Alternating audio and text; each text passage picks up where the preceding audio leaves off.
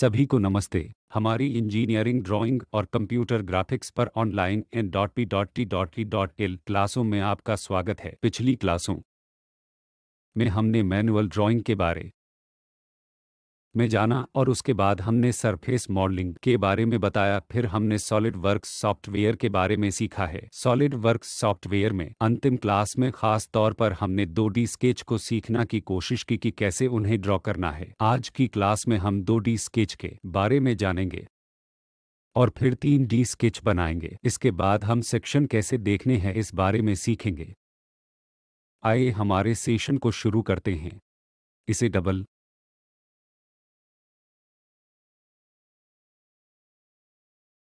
Click करने के बाद यह सॉलिड वर्क्स आइकन इस तरह का होगा। फिर पहली चीज़ हम जो सीख रहे हैं वह है नई ड्राइंग खोलना। उसमें हम पार्ट के बारे में जानेंगे। फिर ठीक है पर क्लिक करें, फिर यह पेज खुलता है। अब कोई भी स्केच जो हम बनाना चाहते हैं हम इसे फ्रंट प्लेन पर शुरू करते हैं। यह कोई खास पसंद नहीं है क्यों फ्रंट प्लेन हमें इस्तेमाल करना है, लेकिन यह कस्टम है। हम आज की क्लास में क्या फॉलो करने लगे हैं। अब हमने आर्कस और अन्य चीज़ों के बारे में सीखा है। अभी अगर मैं एक पॉलीगन बनाना चाहता हूं, उदाहरण के लिए यहाँ पॉलीगन जिसकी 1 2 3 4 5 6 साइडें हैं वह मौजूद हैं। अब 6 के बजाय मुझे 4 चाहिए। इससे साइडों 4 का पॉलीगन स्क्वायर बनता है। इसलिए यह समय है सर्कल बनाने का जिसके आसपास पेरीफेरी पर पॉलीगन बनाया जाएगा। उदाहरण के लिए अगर मैं वहां 8 संख्या रख के ओक्टागोन बनाऊंगा, फिर वहां उस आकार का ओक्टागोन बनाएं। अब यहाँ हमारे पास खास एंगल है। मैं हमेशा 90 डिग्री कर सकता हूँ और यह भी 90 डिग्री है। अब इसे इस तरीके से घुमाया जाएगा, हर चीज़ संरेखित होगी। इस तरह हम कोई पॉलीगन बनाते हैं। अब अगर मैं कई पॉलीगन बनाना चाहता हूँ, हमें यह करना है कि पॉइंट को चुनना है। बस अपने माउस को किसी और स्थान पर मूव करें, एस्केप बटन दबाएं, फिर हम अन्य पॉलीगन के संबंध में कर चुके हैं। अब आइए एक स्प्लाइन बनाते हैं। इसलिए पहली स्प्लाइन आप बटन चुनते हैं, अगले पॉइंट से अगले पॉइंट से अगले पॉइंट तक, वहां से वहां और आदि। अगर कोई व्यक्ति स्मूथ कर्व्स को कनेक्ट करने में दिलचस्पी रखता है, जब स्प्लाइन इंटरपोलेशन या स्प्लाइन कर्व हमेशा उपयोगी होते हैं और इसमें अलग तरह के स्प्लाइन हैं। साथ ही style spline equation driven curve जहां आप इक्वेशन भी निर्धारित कर सकते हैं। तो हम स्केच फिलेट स्केच चैम्बफर के बारे में जान सकते हैं। यह वह चीज़ें हैं जहां हम एक स्मूथ सरफेस बनाना चाहते हैं। हम इसे उदाहरण के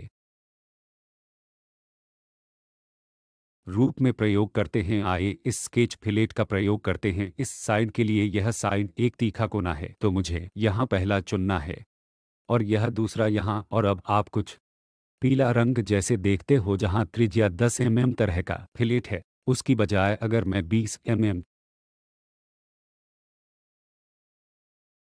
निर्धारित करने लगा हूं तो यह त्रिज्या 20 mm दिखाता है। उसकी बजाय अगर मैं स्मूथ सरफेस दिखा 5 रहा हूं तो यह बनाएगा। ऐसा एक बार हो जाए तो आपको ठीक है बटन क्लिक करना है। फिर अगर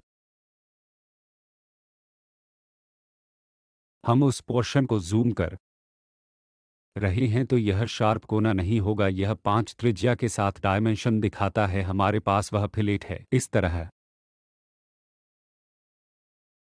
आई चैम्बफर बटन का प्रयोग करते हैं। यहाँ हमारे पास चैम्बफर है, तो आइए इसे और इसे चुनते हैं। अब अगर आप यह देख रहे हैं, एक कट द्वारा हटाए गए तीखे किनारे जहां काट स्पष्ट रूप से यह दिखाता है कि इन पॉइंट्स के बीच दूरी कितनी है। जहां हमारे पास चैम्फर है 10 mm और 10 mm। इस तरह हम चैम्फरिंग और फिलेट का प्रयोग करते हैं।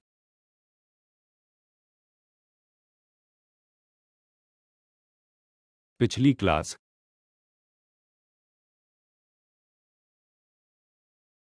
में हमने पावर ट्रिम के बारे में सीखा है। अगर मैं सच में पावर ट्रिम का प्रयोग करना चाहता हूं, अगर मैं सिर्फ यह करता हूं तो ये वह ऑब्जेक्ट को निकलता है जो कि उन दो डाटा पॉइंट्स के बीच है। उदाहरण के लिए यहाँ पहला डाटा पॉइंट, दूसरा डाटा पॉइंट कर्व वह है। इसलिए अगर मैं पावर ट्रिम का प्रयोग करता हूं तो यह वह ऑब्जेक्ट को हटाता है, लेकिन यहाँ स्प्लाइन एक निरंतर कर्व है। हालांकि यह कहां से कहां तक पॉइंट्स दिखा रहा है हम बनाएंगे, लेकिन जब आप यह पावर ट्रिम का प्रयोग करते हैं यह पूरे ऑब्जेक्ट को हटाता है। चाहे पूरा ऑब्जेक्ट कोई भी हो, आपके पास पॉइंट्स के बीच होगा जिसे हटाया जाएगा। इस तरह अगर एक व्यक्ति इलिप्स बनाने में दिलचस्पी रखता है, पहला एक डाटा पॉइंट के तहत एक व्यक्ति को दूसरा डाटा पॉइंट चुनना होगा। फिर अगर आप इसे हिला रहे हैं आप दीर्घवृत्त देखेंगे। फिर आपको मेजर एक्सिस माइनर अक्ष जैसी चीज को समायोजित करना होगा। फिर हम हमेशा रेखा का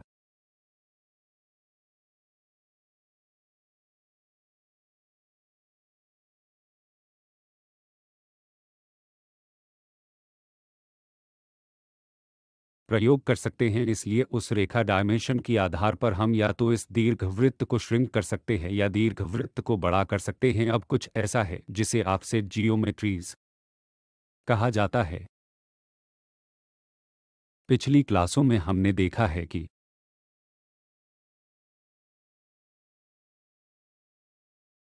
उस उद्देश्य के लिए जब सरफेस हम बना रहे हैं हमें ऑफसेट तरह की सरफेस की ज़रूरत होती है। हम इस ऑफसेट एंटिटीज़ का प्रयोग करते हैं। उसका प्रयोग करने के लिए आइए इस आकार जैसा कुछ बनाएं जो कि ओक्टागोन है।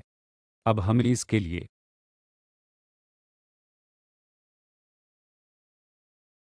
एक ऑफसेट बनाना चाहते हैं तो पहले मुझे क्या करना है, मुझे ऑब्जेक्ट चुनना है। फिर 10 mm या शायद 20 mm के साथ ऑफसेट का प्रयोग करें। हम ऑफसेट बनाएंगे। एक बार हम इसे क्लिक करते हैं हम ठीक है को क्लिक कर सकते हैं तो उसके बाहर ऑफसेट बनाया जाएगा। हम इसे अंदर की तरफ बदलना चाहते हैं, हमें यह करना है कि ऑफसेट का प्रयोग करना है। अब इसे उल्टा करें, इसलिए अंदर भी हम बना सकते हैं। इसलिए हमेशा अलग अलग विकल्प होंगे और इन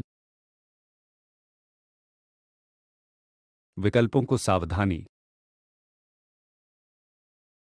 से चुनने की आधार पे हम एक पोजीशन पर होंगे ताकि असल में आंतरिक बाहरी तरह की वस्तुओं को बना सकें। एक और अधिक शक्तिशाली चीज है जिसे हम यह लीनियर स्केच पैटर्न बोलते हैं। उदाहरण के लिए मैं गुणा करना चाहता हूं या एक कतार या स्तंभ में कई वस्तुओं को बनाना चाहता हूं, कुछ सर्कल जैसा। सर्कल के बाद मैं उसके लिए बनाना चाहूंगा। उसके लिए हम यह लीनियर स्केच पैटर्न का प्रयोग करते हैं। आइए इसका प्रयोग करते हैं कुछ सर्कल जैसा, और यह ऑब्जेक्ट हम उस उद्देश्य के लिए इसे दोहराना चाहते हैं। हम यह इस्तेमाल करते हैं कि इस लीनियर स्केच पैटर्न को क्लिक करें। फिर यह पूछता है कि कितना डिस्टेंस वहां होना चाहिए, तो शायद मान लें 20 मिमी, तो यह चीज है मान लें 60 मिमी।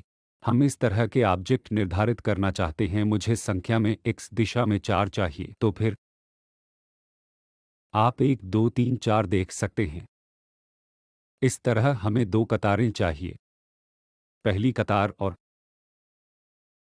दूसरी कतार हमें उस उद्देश्य के लिए चाहिए। वाई एक्सिस में हम दो कतारों का इस्तेमाल कर सकते हैं जिसमें डिस्टेंस गैप कुछ 40 मिमी है, शायद -40 मिमी।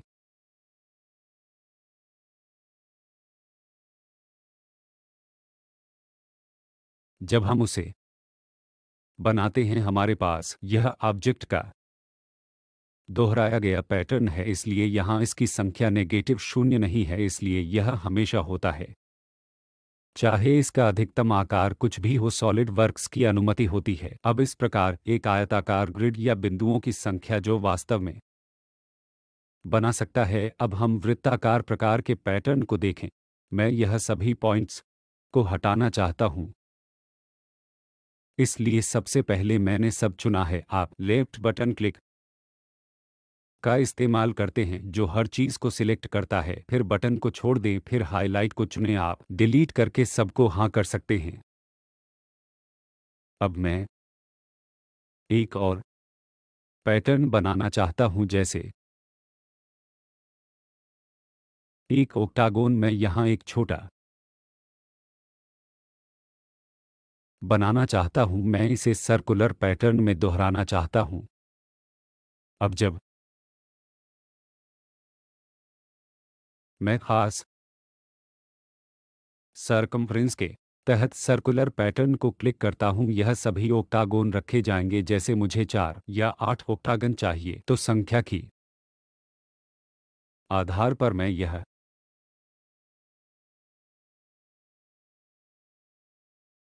निर्धारित करूंगा। मैं हमेशा यह निर्धारित कर सकता हूं कि असल में इसे उस सरफेस को छूना चाहिए या नहीं। उस सरफेस से भी क्या मुझे पूर्ण 360 डिग्री या केवल 270 डिग्री चाहिए। जब मैं 270 डिग्री क्लिक करता हूं, वह भी क्लॉकवाइज दिशा में, तो यह 270 डिग्री तक दिखाता है और ठीक है पर क्लिक करें। इस तरह हम सर्कुलर पैटर्न में दोहराते हैं गति करने वाली सत्ताएं और अनेक वस्तुओं की तरह अन्य कई बातें भी हैं। आइए इस पर विचार करें। उदाहरण के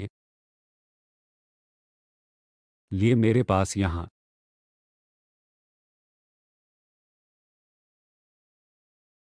एक सर्कल है।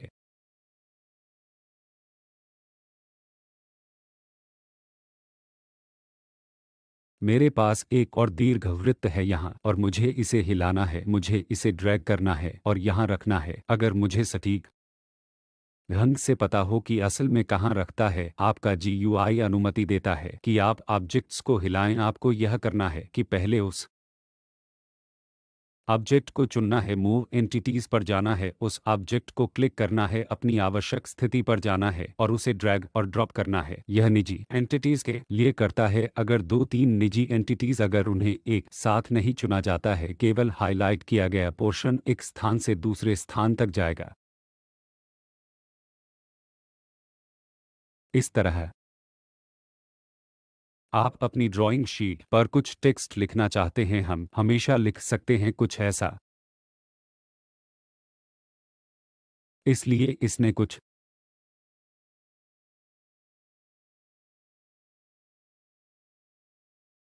कंप्यूटर के आकार जैसा कुछ दिखाया है जो कि डायमेंशन पर आधारित है। हम जो चुनना चाहते हैं कि यह कितना बड़ा है, यह इस पर आधारित है कि हम इस कंप्यूटर को बाद में देखेंगे। इसलिए जब आप इसे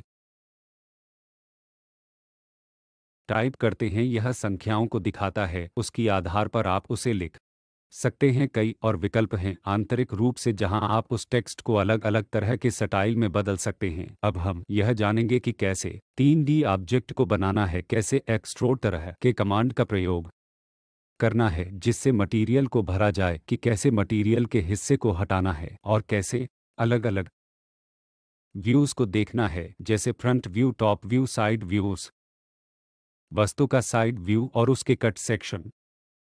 एक और चीज, यदि बिगिनर्स की तरह अगर कोई व्यक्ति top view, side view, front view बनाने में दिलचस्पी रखता है, तो सरल तरीका जिससे वह तैयार कर सकते हैं वह है सीधा फ्रंट व्यू से।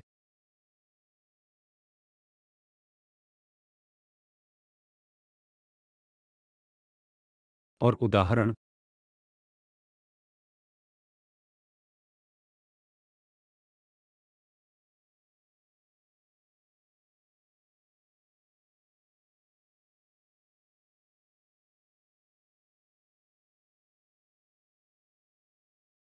के लिए मैं कुछ ऐसा बनाना चाहता हूं और दो आयामी ऑब्जेक्ट के लिए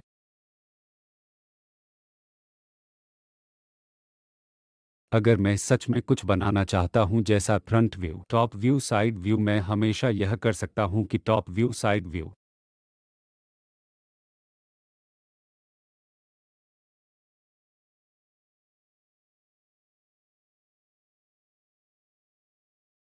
मैं हमेशा मूव कर सकता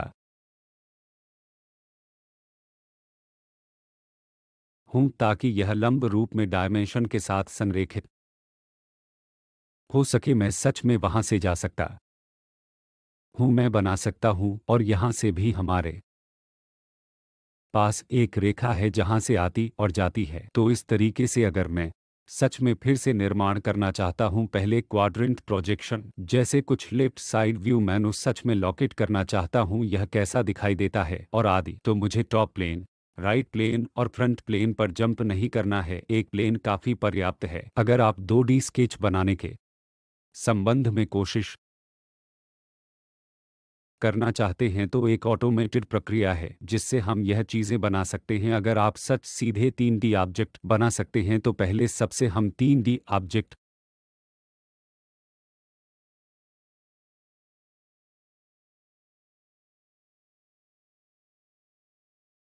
बनाना सीखेंगे, ठीक है।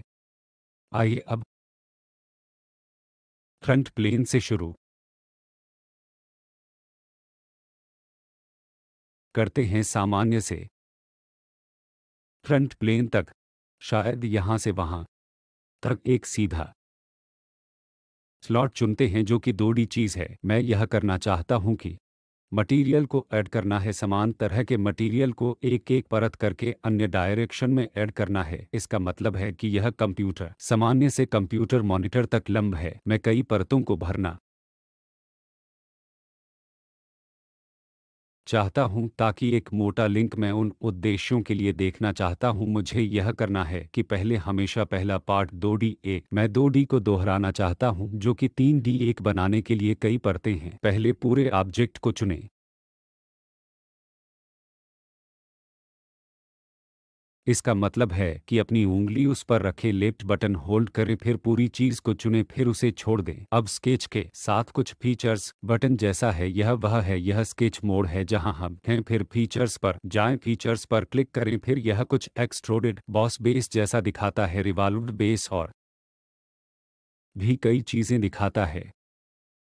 एक्सट्रोड का मतलब है यांत्रिक प्रौद्योगिकी का निर्माण करना। एक्सट्रोड का मतलब है आप उस दिशा में अधिक मटेरियल को भरने जा रहे हैं। तो उस एक्सट्रोड बॉस को चुनें तो यह आपको 3 आयामी ऑब्जेक्ट दिखाता है। समान 2 आयामी कॉन्फ़िगरेशन कुछ लिंक की तरह यह दिखाता है। अब आपके पास कुछ डायरेक्शनल सेंस जैसा है, एक सट्रूजन की दिशा जहां आप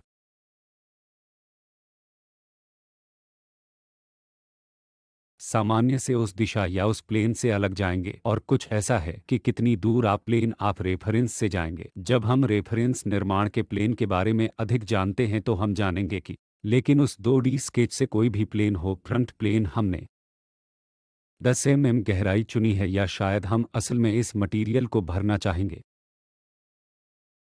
10, और फिर इस ठीक है बटन को क्लिक करें, फिर 3D ऑब्जेक्ट बनाएं। अब आप उस उद्देश्य के लिए विभिन्न तरीकों में इस 3D ऑब्जेक्ट को देखेंगे। आप अपने स्क्रॉल बटन को क्लिक करते हैं और विभिन्न दिशाओं में माउस को हिलाते हैं। तो मैं यह कर रहा हूं कि उस स्क्रॉल बटन को क्लिक करें, उसे होल्ड करें और अपने माउस को यहां वहां करें। आपको 3 आयामी अपील मिल जाएगी।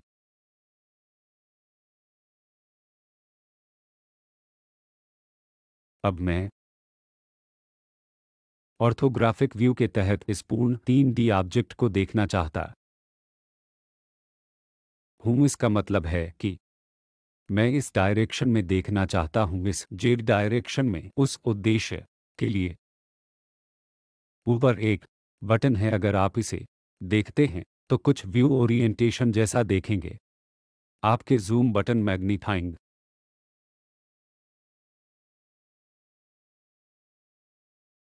लेंस के साथ कट और अन्य चीज़ें, कुछ व्यू ओरिएंटेशन जैसा है, उस पर क्लिक करें। विभिन्न व्यूज़ हैं, कुछ क्लिक ना करें, लेकिन बस उस पर अपना माउस हिलाएं। यह आपको बताता है कि नीले सरफेस की डायरेक्शन में व्यू की किस्म क्या है। एक ब्लॉक है क्यूबॉइड, वहां है नीला रंग, वह पोर्शन है जहां इसे हाईलाइट किया गया है। आप इस देखेंगे अगर आप इसे क्लिक करते हैं। समान क्यूबॉइड के लिए समान चीज, लेफ्ट हैंड साइड एक नीला सरफेस है, इसलिए अगर हम उसे क्लिक करते हैं आप वह व्यू देखेंगे इस तरह। बॉटम व्यू से राइट साइड व्यू आप देखेंगे, आप कुछ देखेंगे, टॉप व्यू आप कुछ देखेंगे। तो पहले इस मध्य को क्लिक करें, फ्रंट व्यू, इसलिए आपका 3D ऑब्जेक्ट उस डायरेक्शन में टिल्ट करता है ताकि केवल आप इस व्यू में देख सकेंगे। अब मुझे वह नहीं चाहिए, लेकिन मैं एक इस खास व्यू को देखना चाहती हूं। अभी ओरिएंटेशन देखें, एक पूरा ऑब्जेक्ट दाईं दिशा में घुमाया गया है जो फेस दिखाया गया है। इस तरह लेफ्ट साइड फेस को क्लिक करें। अभी पूरा ऑब्जेक्ट उस दिशा में डलीट हुआ है ताकि अब बाएं वाला देख सकें। अब आप अभी भी स्क्रॉल बटन का इस्तेमाल कर सकते हैं ताकि असल में भी ऑब्जेक्ट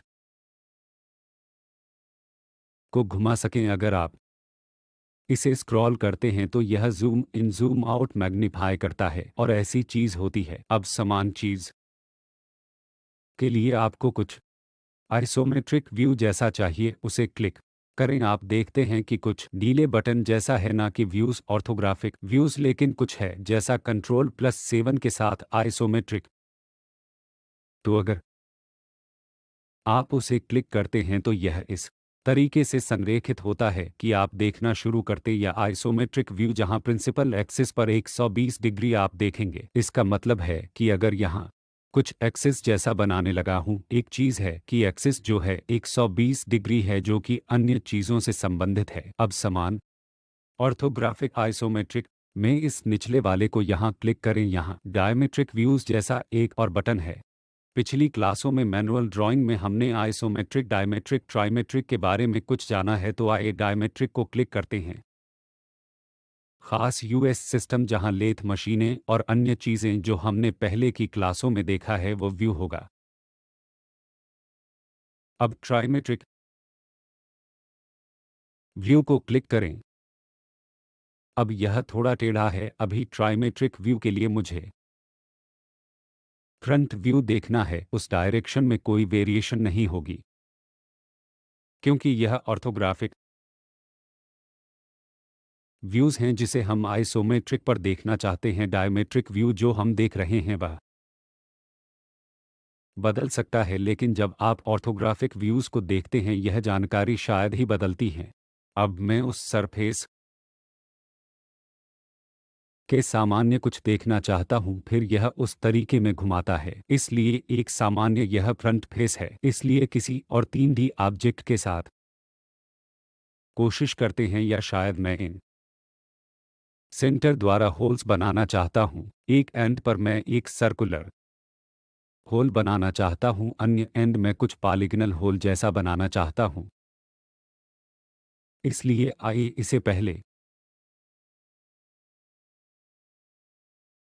आइसोमेट्रिक व्यू में व्यवस्थित करते हैं। इसलिए मुझे एक सर्कल जैसा, जैसे पॉलीगन होता है वैसा चाहिए। उस उद्देश्य के लिए मुझे यह करना है कि फ्रंट प्लेन को पिक करना है, क्योंकि मुझे एक होल बनाना है, जिसका मतलब है कि पहले मुझे दो आयामी स्केच जैसा कुछ बनाना है, उसके बाद उसके द्वारा एक होल को ड्रिल करना है। तो उस उद्देश्य के लिए हम सामान्य से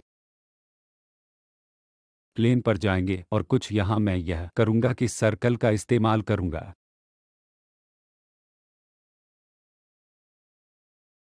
अब सर्कल पर मैं एक्सट्रूड कट का इस्तेमाल करूंगा, इसलिए मैंने एक्सट्रूड कट पर क्लिक किया। अभी अपने स्क्रॉल बटन पर क्लिक करें, उस डायरेक्शन में मूव करें। यह कहता है कि इस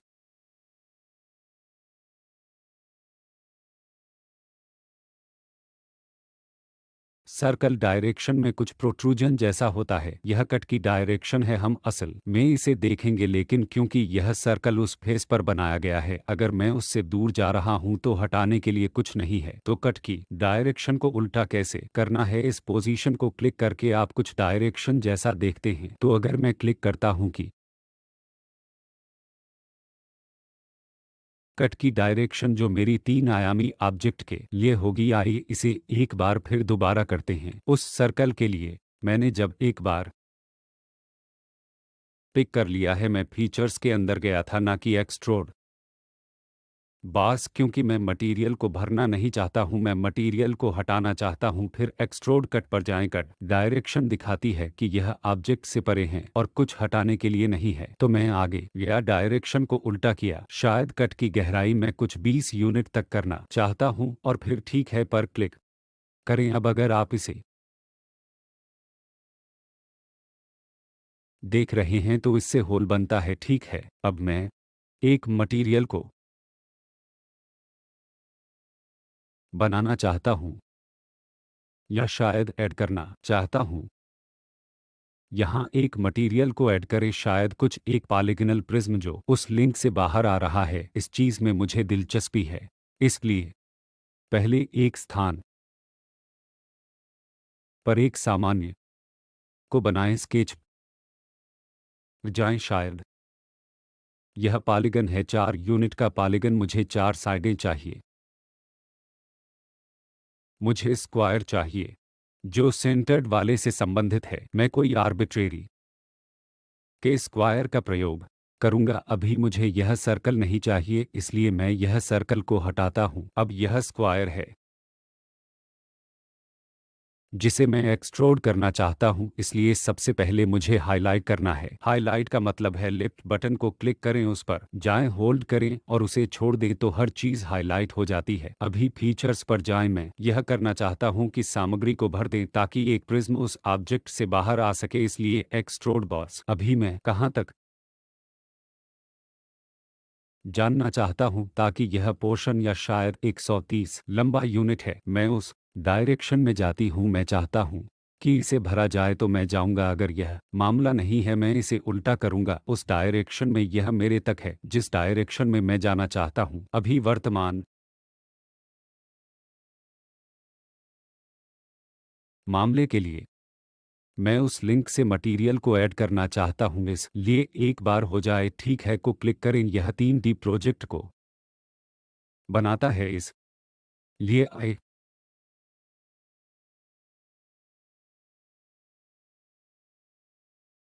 इस लिंक को देखते हैं। ठीक है, अब मुझे स्क्वायर तरह का लिंक नहीं चाहिए, लेकिन कुछ प्रिज्म जैसे ट्रेपेजोइडल काइंड जो पिरामिड जैसे लगती है। उस उद्देश्य के लिए मुझे इस साइड का प्रयोग करना है, इसलिए पहले सामान्य से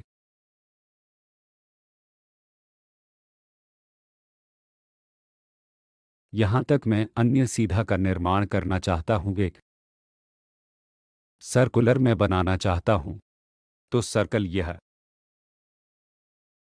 सर्कल है, मुझे यह चाहिए और मैं सामग्री भरना चाहता हूं, तो पहले मैंने उसको चुना है। फिर फीचर्स पर जाएं, पहले ऑब्जेक्ट को घुमाएं, फिर एक्सट्रूड बेस। यह दिखाता है कि सिलेंडर जैसा कुछ बनाया जाता है, लेकिन मैं कुछ टेपर जैसा देना चाहता हूं, शायद 1 डिग्री, 10 डिग्री, 20 डिग्री, तो मैं 30 डिग्री टेपर देना चाहता हूं, शायद कुछ 20 डिग्री टेपर मैं देना चाहता हूं। फिर लेंथ में 10 नहीं देना चाहता हूं, लेकिन कुछ जैसे 20 मैं देना चाहता हूं ताकि एक टेपर्ड सिलेंडर मैं देख सकता हूं। आप देखते हैं इस तरह हम बनाते हैं यह 3D प्रोजेक्ट। आइए इसके अलग अलग व्यूज़ देखते हैं। आइसोमेट्रिक यह तरीका है जिसमें आइसोमेट्रिक चीज़ दिखाई देती है। फ्रंट व्यू क्या है, क्या आप सोच सकते हैं? अगर मैं इस पूरे ऑब्जेक्ट को फ्लिप करता हूं, मैं यहां एक लिंक की तरह कुछ देखूंगा। यह सर्कुलर होल होगा और यह आप देखते हैं कंसेंट्रिक सर्कल मैं देख सकता हूं। आइए उसे देखते हैं। आप 3 आयामी को देखते हैं, एक सर्कल है और एक कंसेंट्रिक सर्कल, और लाइटिंग के कारण सॉलिड वर्क्स की पूर्ण पावर इस स्तर तक आती है और इससे उस प्रोजेक्ट पर सावधानी से लाइट देते हैं। आप यह महसूस करना शुरू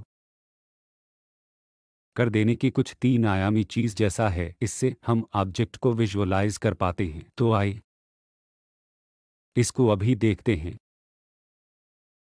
मुझे एक कट सेक्शन चाहिए, शायद एक कट सेक्शन जो इससे पास कर रहा है, और मुझे फ्रंटल पोर्शन बनाना है। इसलिए उस उद्देश्य के लिए मैं यह करूंगा कि कुछ सेक्शन व्यू जैसा है। देखिए कि एक लिंक है जो हेक्टर तरह का पोर्शन दिखाता है, उसे क्लिक करें। अभी क्या स्लाइस है जो मुझे चाहिए, या क्या मुझे एंगल को बदलना है? कुछ जो मुझे सेक्शन चाहिए, इसलिए अलग अलग प्लेन हैं।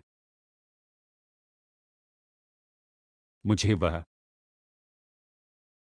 सेक्शन चाहिए। अभी भी बैक साइड वाला हटाया गया नहीं। आप देखते हैं कि जब आप फ्रंटल पोर्शन को हटाते हैं, इस तरह सेक्शनल व्यू काम करता है। मुझे वह सेक्शन चाहिए कुछ क्षैतिज स्लाइस जो उस ऑब्जेक्ट द्वारा पास करता है, तो चाहे कोई भी टॉप पोर्शन जिसे हटाया गया है। मुझे हरा रंग या नीला रंग नहीं देना है, इसलिए मैं किसी और तरह के हैं रंग चाहिए। उदाहरण के लिए मुझे सैफरन देना है, तो यह तरीका है कि मैं इसे बना सकता हूँ। आइए इसे क्लिक करते हैं। अगर मैं ठीक है पर क्लिक करता हूँ, यह इस सेक्शन पर सेटल होता है। शायद मैं असल में इस सेक्शन को ऊपर और नीचे कर सकता हूँ। उस उद्देश्य के लिए मुझे 0 के बजाय क्या करना है, आइए 5 mm करते हैं, इसलिए अब स्लाइस को ऊपर किया गया है। आइए अब 10 mm करते हैं, इसलिए उस तरह हम इस सेक्शनल व्यूज को देखते हैं। अब हम कुछ 5 मिमी देते हैं, तो यह नीचे जाएगा। अब ठीक है पर क्लिक करें। आइसोमेट्रिक व्यू के साथ सेक्शनल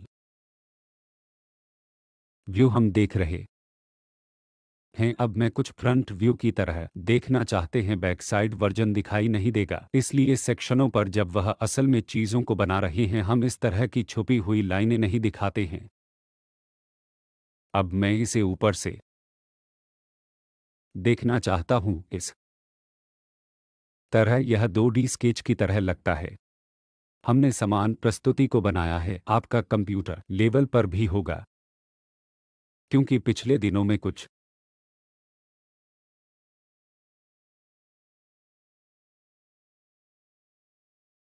56 जैसा कई सालों पहले लोग हर प्रोडक्शन ड्राइंग को बनाने के तहत अपने स्किल सेट का संचार करते थे, जो कि 2D ड्राइंग द्वारा होता है। लेकिन आजकल 3D सॉफ्टवेयर आपको ऑब्जेक्ट डिज़ाइन करने, विजुअलाइज करने के लिए काफ़ी मदद करता है, क्योंकि कुछ डिज़ाइन, उदाहरण के लिए कि क्या यह टेपरिंग होती है या कितनी टॉलरेंस दी जानी चाहिए, कंप्यूटर लेवल पर यह सभी चीज़ें आप कई चीज़ें बना सकते हैं। आप एक पार्ट बनाते हैं, आपका दोस्त कोई और पार्ट बनाएगा, फिर आप जॉइंट को असेंबल करेंगे, फिर आप इसे ड्राइंग के रूप में पास करेंगे। इस तरह की चीजें केवल कंप्यूटर द्वारा मुमकिन हो सकती हैं, और आप ड्राइंग को दोहरा सकते हैं। आप इसे कई कापियों के रूप में सेव कर सकते हैं, आप इसे कुछ स्कैन में कर सकते हैं और आदि। ठीक है, अगली क्लास में हम इन 3 आयामी ड्राइंग के बारे में और जानेंगे। बहुत बहुत शुक्रिया।